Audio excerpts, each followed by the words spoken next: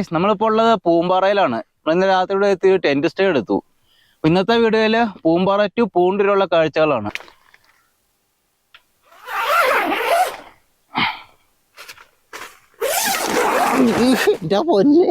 മൊത്തം കുളമായി. നമ്മള് എൽദോ രാവിലെ എല്ലാം കെട്ടി പറക്കുന്നുണ്ട്. Eldho good morning. നമ്മൾ ഇന്നലെ ഇവിടെയാണ് കിടന്നത്. ഇന്നലെ വരുന്ന വഴിക്ക് പൂമ്പാറയുടെ വ്യൂ പോയിന്റ് കണ്ടില്ലേ, അതിനടുത്തായിട്ടൊരു ഹോട്ടലുണ്ട്.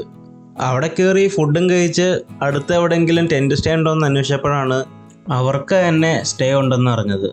ഒന്നില്ലെങ്കിൽ നമുക്ക് അവിടെ നിന്ന് തന്നെ ഫുഡ് കഴിച്ചിട്ട് നേരെ സ്റ്റേയിലേക്ക് വരാം, അല്ലെങ്കിൽ പറഞ്ഞു കഴിഞ്ഞാൽ സ്റ്റേയിലേക്ക് അവർ ഫുഡ് കൊടുത്തു വിടും. പിന്നെ ഇവിടെ ക്യാമ്പ് ഫയറും ഉണ്ട്, അതിനൊക്കെ എക്സ്ട്രാ ചാർജ് ചെയ്യണം. നമ്മുടെ കയ്യിൽ ടെൻ്റ് ഉള്ളതുകൊണ്ട് തന്നെ നമുക്ക് സ്ഥലം മാത്രം മതി എന്ന് പറഞ്ഞപ്പം 500 രൂപയ്ക്ക് സ്ഥലം തരാമെന്ന് പറഞ്ഞു. പിന്നെ പൂമ്പാറയിൽ ഇവിടെയല്ല, നിങ്ങൾ എവിടെ ടെൻ്റ് എടുത്താലും നല്ലൊരു ബ്ലാങ്കറ്റ് ഉണ്ടോ എന്ന് നോക്കിയിട്ട് ആ ടെൻ്റ് എടുക്കാവുള്ളൂ. ഇന്നലെ ജാക്കറ്റ് വിട്ട് അതിൻ്റെ മുകളിലൊരു പുതപ്പ് ഇട്ടിട്ട് പോലും എനിക്ക് ഉറങ്ങാൻ പറ്റിയില്ല, അമ്മാതിരി തണുപ്പാണ്. നമ്മളിനി ഇവിടെ നിന്ന് ഇറങ്ങുവാണ്. മെയിൻ റോട്ടിൽ നിന്ന് അത്യാവശ്യം കുറച്ച് ഓഫ് റോഡൊക്കെ കയറി വേണം ഇവിടേക്ക് എത്താൻ. നമ്മളിനി പൂമ്പാറ ഗ്രാമഫലം കണ്ടിട്ട് നേരെ കൊടൈക്കനാലിൻ്റെ മറ്റൊരു വില്ലേജ് ആയിട്ടുള്ള പൂണ്ടിയിലേക്കാണ് പോകുന്നത്.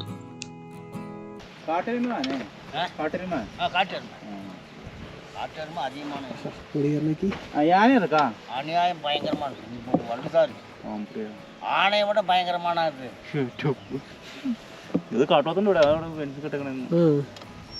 சரிண்ணே, இங்க ஏதாவது ரிவர் இருக்கா குளிக்கிறதுக்கா? ஆமா, குளிக்கிறதுக்கு பைப் இருக்குது. இங்க மேலையா? இங்கே குளிக்கிறதுக்கு இங்கே இருக்கப்பா. என்ன எங்க குளிக்காம போறீங்களா? ஆமா, குளிக்கிறதுக்கு இருக்கப்பா. இருக்கா? இங்கே அங்கே இருக்கு. அதான் அந்த பக்கம் அங்கிட்டு இருக்கு. பைக்கு அப்படி நிப்பாட்டு. ഇവിടുന്ന് വേണോ? അവിടെ മാറിട്ട് പോരെ? തിരിച്ചിറങ്ങാൻ വയ്യനി പറ്റില്ല.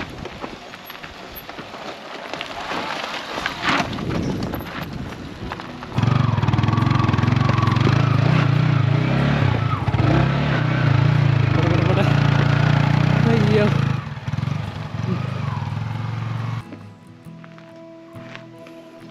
നമ്മുടെ ദേ ആ മലയുടെ മേലെ നമ്മൾ സ്റ്റേ കേട്ടോ.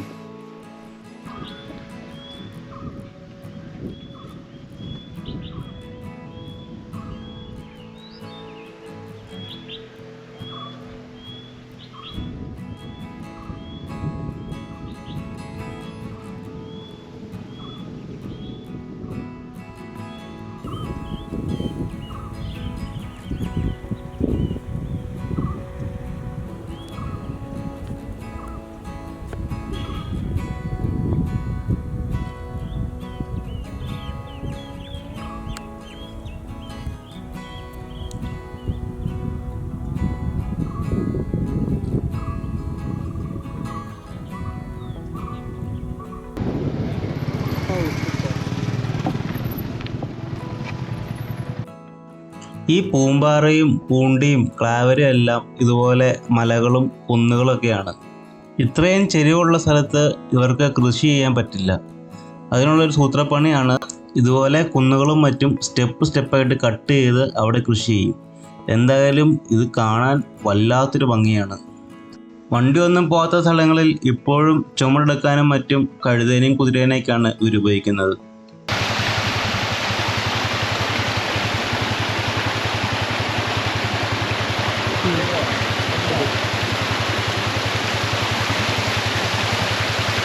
ഈ വഴി 6 കിലോമീറ്റർ നേരെ പോയാൽ ഷീപ്പ് ഫാം എത്തും. ഇടത്തേക്ക് 5 കിലോമീറ്റർ പോയി കഴിഞ്ഞാൽ പൂക്കൽ ലേക്ക് എത്തും. നമുക്ക് ഏതായാലും ലേക്കും കൂടെ പോയി കണ്ടിട്ട് വരാം. ഇടത്തേക്കല്ല കേട്ടോ, വലത്തേക്ക്. പൂമ്പാറയിൽ നിന്ന് പൂണ്ടിക്ക് പോണ വഴിക്ക് വലത്തേക്ക് ബോർഡ് വെച്ചിട്ടുണ്ട് 5 കിലോമീറ്റർ. നമ്മൾ തിരിഞ്ഞു വന്നുകൊണ്ടാണ് ഇടത്തേക്കെന്ന് പറഞ്ഞത്. നമ്മളിന്നലെ സ്റ്റേ ചെയ്ത സ്ഥലത്ത് കാട്ടുപോത്ത് വരാറുണ്ടെന്നാണ് താഴെ കണ്ട അണ്ണൻ പറഞ്ഞത്. ആനയേക്കാളും വലിയ കാട്ടുപോത്ത് വരുന്നുണ്ടെന്നാണ് അണ്ണൻ പറഞ്ഞത്. നമുക്ക് ഭാഗ്യമില്ലാത്തതുകൊണ്ടായിരിക്കും ഇന്നലെ നൈറ്റൊന്നും കണ്ടില്ല. പിന്നെ പുറത്തിറങ്ങാൻ പറ്റാത്ത തണുപ്പായതുകൊണ്ട് തന്നെ അധികം നേരമൊന്നും പുറത്തിറങ്ങി നോക്കിയതുമില്ല. അവിടെ എല്ലാം ഫെൻസിങ് ഉണ്ടായിരുന്നു. പിന്നെ അവിടെ കുളിക്കാനും മറ്റും സൗകര്യം ഉണ്ടോ എന്നറിയില്ല. അണ്ണനോട് ചോദിച്ചപ്പോൾ അണ്ണൻ പറഞ്ഞൊരു പൈപ്പ് ഉണ്ടെന്നാണ്.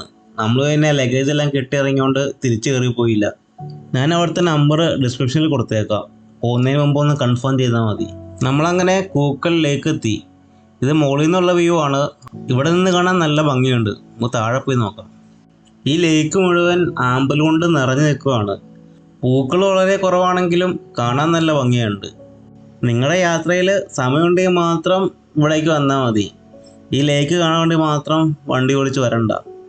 നമുക്കിനി ഈ വന്ന വഴി തിരിച്ചു പോയിട്ട് വേണം ഷീപ്പ് ഫാമിലിക്കൊക്കെ പോകാൻ.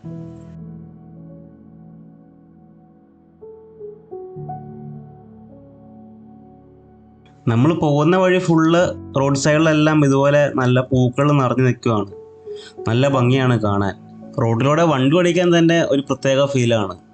നിറയെ മരങ്ങളും പൂക്കളും നല്ല സ്മെല്ലും. നമ്മൾ കഴിഞ്ഞ വീഡിയോയിൽ റോഡും റോഡിൻ്റെ സൈഡിലെ കാഴ്ചകളൊക്കെ ഡീറ്റെയിൽ ആയിട്ട് കാണിച്ചുകൊണ്ടാണ് ഈ വീഡിയോയിൽ അധികം കാണിക്കാത്തത്. അമ്മോ, ഇത് താഴേക്ക് നോക്കി എന്തു ഭംഗിയാണ്. ഇതുകൊണ്ടാണ് ഞാൻ നേരത്തെ പറഞ്ഞത്, നമ്മൾ കൊടൈക്കനാലിൽ നിന്ന് ക്ലാവരിക്കും പൂണ്ടിക്കും പൂമ്പാറയ്ക്കൊക്കെ പോകുന്ന വഴി വീഡിയോ എടുക്കാനാണെങ്കിൽ ഒന്നും തന്നെ നമുക്ക് കട്ട് ചെയ്യാൻ പറ്റില്ല. അത്രയ്ക്കുണ്ട് കാണാൻ. ഈ വീട്ടിലെ ആൾക്കാരെല്ലാം ഡെയിലി ഈ വ്യൂ കണ്ടിട്ടായിരിക്കും എണീക്കുന്നത്. ഈ വീട് കാണാൻ തന്നെ ഒരു പ്രത്യേക ഭംഗിയില്ലേ. ബാക്ക്ഗ്രൗണ്ടിലെ മലകളും വിശാലമായ ഭൂമിയും മരങ്ങളും ഒക്കെ ആയിട്ട് കാണാൻ അടിപൊളിയാണ്. ക്യാമറയിൽ ഇതിൻ്റെ ഭംഗി എത്രത്തോളം ഉണ്ടെന്ന് എനിക്കറിയാൻ പാടില്ല. ഇതൊക്കെ നേരിട്ട് തന്നെ കാണണം. ഒരു വീടിരിക്കുന്നത് കണ്ടോ? ഈ വീട്ടിലൊക്കെ ആൾത്താമസം ഉള്ളതാണ്. നമ്മളങ്ങനെ മന്നവന്നൂർ ഷീപ്പ് ഫാമിലെത്തി. ഒരാൾക്ക് 20 രൂപയാണ് ടിക്കറ്റ്. നമ്മൾ പാസ്സെല്ലാം എടുത്ത് അകത്തേക്ക് കയറി. നമ്മുടെ സ്വന്തം വണ്ടിയിൽ തന്നെ അകത്തേക്ക് പോവാം. ഈ മന്നവന്നൂർ ചെറിയൊരു ടൗണാണ്. നമ്മുടെ പൂമ്പാറ കഴിഞ്ഞതിന് ശേഷം കുറച്ച് ആൾത്താമസമൊക്കെ ഉള്ള സ്ഥലം കാണുന്നത് മന്നവന്നൂർ എത്തിയപ്പോഴാണ്. ടൗണെന്ന് പറഞ്ഞാൽ കുറച്ച് ആൾക്കാരും കുറച്ച് കടകളൊക്കെ ഉള്ളൊരു സ്ഥലം. നമ്മളിങ്ങോട്ട് കയറുമ്പോൾ തന്നെ നല്ലൊരു ലാൻഡ്സ്കേപ്പ് കാണാം. പിന്നെ നിങ്ങൾ മന്നവന്നൂർ സ്റ്റേ ചെയ്യുന്നുണ്ടെങ്കിൽ പുറത്ത് റൂം കിട്ടും. ബഡ്ജറ്റ് സ്റ്റേ ആണെന്നുണ്ടെങ്കിൽ ഒരു ലോഡ്ജ് ഉണ്ട്, ഒരാൾക്കൊരു 500 രൂപയ്ക്കൊക്കെ റൂം കിട്ടും. അതല്ല കുറച്ചുകൂടെ നല്ല റൂം വേണമെങ്കിൽ അതും പുറത്തുണ്ട്. എല്ലാവരും റൂമിന് റേറ്റ് കൂട്ടിയാണ് പറയാറ്. നമ്മളൊന്ന് ബാർഗൈൻ ചെയ്താൽ നമുക്ക് കുറച്ച് കിട്ടും. ഈ കുതിരയുടെ കാല് കെട്ടി വെച്ചേക്കുവാണ്. എനിക്കൊന്ന് കണ്ടിട്ട് അയച്ചോളാൻ തോന്നി. പിന്നെ അണ്ണന്മാരുടെ ഇടിയും കുതിരയുടെ ചവിട്ടൊക്കെ ഓർത്തപ്പം വേണ്ടാന്ന് വെച്ചു. ദൂരെ എങ്ങും ഓടിപ്പോകാണ്ടിരിക്കാൻ വേണ്ടിയിട്ടായിരിക്കും കെട്ടിയിട്ടേക്കണത്. എന്താണെങ്കിലും അതിന് നടക്കാൻ നല്ല ബുദ്ധിമുട്ടുണ്ട്. ഇവിടെ ഇപ്പോൾ കുറച്ച് ആടുകളേ ഉള്ളൂ, ബാക്കി എല്ലാത്തിനെയും മേയാൻ കൊണ്ടുപോയേക്കുവാണ്. ഇതൊരു ഷീപ്പ് ഫാം മാത്രമല്ല, ഒരു ഗവേഷണ കേന്ദ്രം കൂടിയാണ്. ഏകദേശം 1340 ഏക്കറിലാണ് ഈ ഫാം ഉള്ളത്. ഇവിടെ ആട് മാത്രമല്ല മുയലും ഉണ്ട്. മുയലിനെ ഒരു ഇറച്ചിക്ക് വേണ്ടിയാണ് വളർത്തുന്നത്, ആടിനെ രോമത്തിന് വേണ്ടിയിട്ടും. മുയലിൻ്റെ കൂടെല്ലാം അടച്ചിട്ടേക്കുകയാണ്, അങ്ങോട്ട് എൻട്രി ഇല്ലയെന്നാണ് പറഞ്ഞത്. അതുകൊണ്ടൊക്കെ മുയലിൻ്റെ വീടൊന്നും ഷൂട്ട് ചെയ്യാൻ പറ്റിയില്ല. ഈ ചെമ്പരിയാടുകളെ കാണുമ്പോൾ എല്ലാം ഒരുപോലെ ഉണ്ടെങ്കിലും ഇവരിലും ഉണ്ട് പല സ്പീഷീസ്. ഒരു ചെമ്പരിയാടിയിൽ നിന്ന് ഏകദേശം ഒരു വർഷം 13 കിലോ രോമമാണ് കിട്ടുക. ആടുകളുടെ സ്പീഷീസ് മാറുന്നതനുസരിച്ച് ഇത് കൂടുകയും കുറയുകയും ചെയ്യും. 5 മാസമാണ് ഇവരുടെ പ്രസവകാലം. ഒറ്റ പ്രസവത്തിൽ സാധാരണയായി ഒരു കുട്ടിയാണ് ഉണ്ടാവുക. കുട്ടി ജനിച്ച മിനിറ്റുകൾക്കുള്ളിൽ തന്നെ നടക്കാൻ ആരംഭിക്കും. 6 മാസം വരെ കുട്ടി അമ്മയുടെ പാല് കുടിക്കും. നമ്മുടെ സാധാരണ ആടുകളെ പോലെ തന്നെ ഇളം പുല്ലും സസ്യങ്ങളൊക്കെയാണ് ഇവരും കഴിക്കുന്നത്. നമ്മുടെ വീട്ടിലെ പൂച്ചകളൊക്കെ വയറിന് സുഖമില്ലാണ്ടാവുമ്പോൾ ഒരു പ്രത്യേകതരം പുല്ല് കഴിക്കുന്നിട്ടില്ലേ, അതുപോലെ ഇവരും ചെയ്യാറുണ്ടെന്നാണ് പറയുന്നത്. ഇവരെ കണ്ടു കഴിഞ്ഞാൽ നല്ല വെയിറ്റ് ഉണ്ടെന്ന് തോന്നും. പക്ഷേ ഏകദേശം ഒരു ഫീമെയിലിന് 100 കിലോയും മെയിലിന് 160 കിലോയാണ് മാക്സിമം വെയിറ്റ്. നമ്മളെപ്പോലെ തന്നെ അഡൽട്ടായിട്ടുള്ള ഒരാടിന് 32 പല്ലുകളാണ് ഉണ്ടാവുക. അതുപോലെ ഇവരുടെ ഒരു കൂട്ടത്തിൽ 100 ആടിനും മുകളിലുണ്ടാവും. അവരുടെ എല്ലാം മുഖം പരസ്പരം ഓർത്തു വെക്കാനുള്ള കഴിവും ഇവർക്കുണ്ട്. ഒരാടിന് ഏകദേശം 100 ആടിനെ വരെ ഓർത്തു വെക്കാൻ പറ്റുമെന്നാണ് പറയുന്നത്. ആടുകളിലെ കണ്ണ് ശ്രദ്ധിച്ചിട്ടുണ്ടോ? നീണ്ട ചതുരാകൃതിയിലുള്ള കൃഷ്ണമണികളാണ് ഇവർക്കുള്ളത്. അതുകൊണ്ട് തന്നെ 360 ഡിഗ്രി വ്യൂവിൽ ഇവർക്ക് കാണാൻ കഴിയും. അതായത് പുറകിൽ നിന്നൊരു അറ്റാക്ക് ഉണ്ടായി കഴിഞ്ഞാൽ തല തിരിക്കാണ്ട് തന്നെ അവർക്ക് പുറകിൽ എന്താണ് സംഭവിക്കുന്നതെന്ന് അറിയാൻ പറ്റും. അതുകൊണ്ട് തന്നെ ഓടി രക്ഷപ്പെടാനും പറ്റും. ജാക്കറ്റ്, സോക്സ്, കമ്പിളി അതുപോലെയുള്ള കട്ടിയുള്ള വസ്ത്രങ്ങൾ ഉണ്ടാക്കാൻ വേണ്ടിയിട്ടാണ് ഇവരുടെ രോമം ഉപയോഗിക്കുന്നത്. നിങ്ങളിവിടെ വരുവാണെങ്കിൽ ഒന്നില്ലെങ്കിൽ രാവിലെ എത്തണം, അല്ലെങ്കിൽ വൈകുന്നേരം എത്തണം. രാവിലെ ഒരു 11 ആകുമ്പോഴേക്കും ആടുകളെ എല്ലാം തീറ്റിക്കാൻ വേണ്ടി കൊണ്ടുപോകും. പിന്നെ ഒരു 4-4:30 ആകുമ്പോഴാണ് തിരിച്ചു വരിക. അതിനിടയ്ക്കുള്ള സമയത്ത് നിങ്ങൾ വരുവാണെങ്കിൽ ആടുകളെ കാണാൻ പറ്റില്ല. ഇനിയിപ്പോൾ ആടുകളില്ലെങ്കിൽ പോലും ഈ സ്ഥലം കാണാൻ അടിപൊളിയാണ്. ഇതേ മൊട്ടക്കുന്നിൻ്റെ മുകളിൽ ഒരു മരം നിൽക്കുന്നത് കണ്ടോ? ഇവിടെ എല്ലാ മൊട്ടക്കുന്നിൻ്റെ മുകളിൽ ഓരോ മരം വെച്ചുണ്ടാവും. ഇത് കാണുമ്പോൾ എനിക്ക് തോന്നുന്നത് ആടിനെ മേയ്ക്കാൻ പോകുന്ന ആട്ടിടയന്മാർക്ക് വിശ്രമിക്കാൻ വേണ്ടിയിട്ട് ആരോ വെച്ചു പിടിപ്പിച്ച പോലെ. നമ്മുടെ പഴയ കഥകളിലൊക്കെ വരുന്ന ഒരു ചിത്രമാണ് എൻ്റെ മനസ്സിൽ വരുന്നത്. ഒരു മൊട്ടക്കുന്നും അതിന് ചുറ്റും കുറേ ആടുകളും ആ മൊട്ടക്കുന്നിലൊരു മരവും ആ മരത്തണലിൽ ചാരിക്കിടന്ന് ഉറങ്ങുന്ന ആട്ടിടയനും. ഓർക്കുമ്പോൾ തന്നെ ഒരു പ്രത്യേക ഫീലുണ്ട്.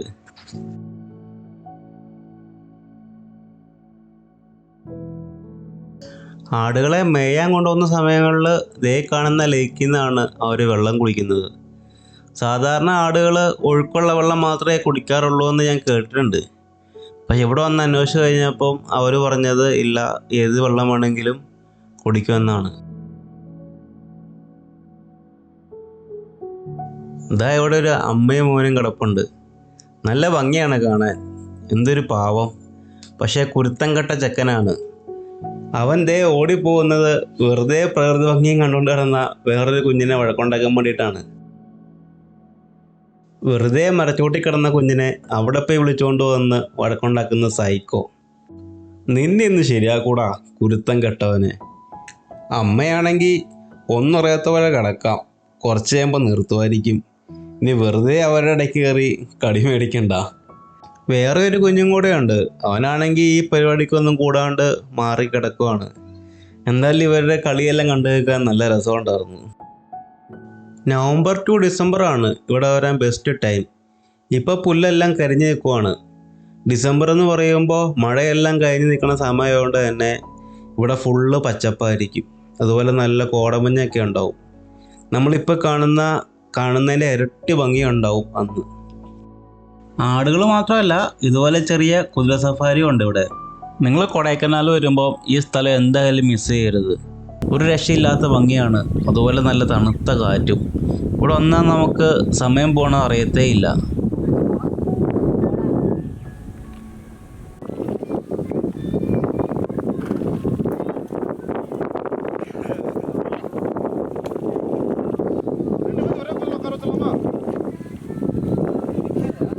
നമ്മളിവിടെ വരുമ്പോൾ ഒരു വീഡിയോ ഷൂട്ടിംഗ് നടക്കുന്നുണ്ടായിരുന്നു. കുതിരപ്പുറത്ത് ഒരു വീഡിയോ സോങ്ങാണ് ഷൂട്ട് ചെയ്യുന്നത്. പെട്ടെന്ന് ഒട്ടും പ്രതീക്ഷിക്കാണ്ട് അവരുടെ കുതിര വരണ്ടോടി ആ ചേട്ടൻ താഴെ വീണു. മരത്തടിയിൽ തലയിടിക്കാതെ കഷ്ടിച്ചാണ് ആ ചേട്ടൻ രക്ഷപ്പെട്ടത്. ഞാൻ ആ വീഡിയോയും കൂടെ ഇതിൻ്റെ കൂടെ ആഡ് ചെയ്യാം. നമ്മളെ എൽദോ പെട്ടെന്ന് എടുത്തൊരു വീഡിയോ ആണ്.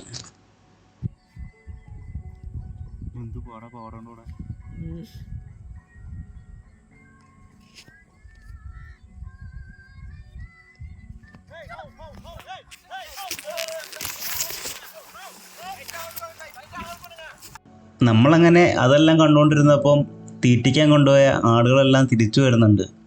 നമ്മൾ കുറേ നേരമായി വെയിറ്റ് ചെയ്യണു. അവർ വളരെ പതുക്കെയാണ് വരുന്നത്. ഇതൊരു കൂട്ടമാണ്. ഇത് ഒരു കൂട്ടം കൂടെ താഴെയുണ്ട്. ഒരു കൂട്ടത്തിൻ്റെ കൂടെ ഒരാൾ എപ്പോഴും ഉണ്ടാവും. ആ ചേച്ചിയുടെ പുറകെ ആടുകളെല്ലാം വരുന്ന കാണാൻ നല്ല ഭംഗിയില്ലേ. ഇവർ ഈ മേഞ്ഞിരുന്ന സ്ഥലങ്ങളെല്ലാം വന്യമൃഗങ്ങൾ വരുന്നതാണ്. ഇടയ്ക്കിടയ്ക്ക് കാട്ടുപോത്തെല്ലാം വരാറുണ്ടെന്നാണ് പറഞ്ഞത്. നമ്മൾ കുറച്ച് മുമ്പ് നോക്കിയപ്പോൾ ലേക്കിൻ്റെ താഴെ കുറേ കാട്ടുപന്നികൾ വെള്ളം കുടിക്കുന്നുണ്ടായിരുന്നു. ഒരുപാട് ലോങ് ആയതുകൊണ്ട് നമ്മൾ വീഡിയോ ഒന്നും എടുത്തില്ല. ഇവിടെ ഒരു ഫെൻസിങ് ഉണ്ട്. ഇപ്പോൾ അവർ ഫെൻസിങ്ങിൻ്റെ അപ്പുറത്താണ് നിൽക്കുന്നത്. നമുക്ക് ഫെൻസിങ്ങിൻ്റെ അപ്പുറത്തേക്കോ ലേക്കിൻ്റെ അടുത്തേക്കൊന്നും പോകാനുള്ള പെർമിഷൻ ഇല്ല.